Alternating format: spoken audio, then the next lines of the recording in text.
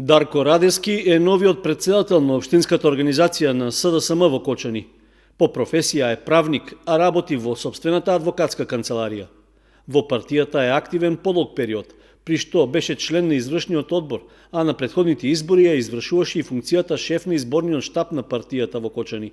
Во телефонскиот разговор за Канал 8, Радевски кратко потврди дека веќе го добил решението од партиската централа во Скопје, со што и официјално му тече мандатот на претседателското столче во партијата на власт. За сега нема други промени во раководните функции на општинскиот огранок на СДСМ, но се очекува наскоро да се одржи работен состанок на кој ќе се изберат нови членови на партиските тела.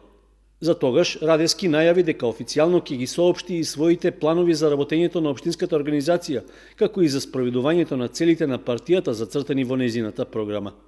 Радевски доаѓа на местото на досегашниот претседател Сашко Костов, кој на функцијата беше назначен во август 2013 година, а во меѓувреме стана пратеник во Македонското собрание.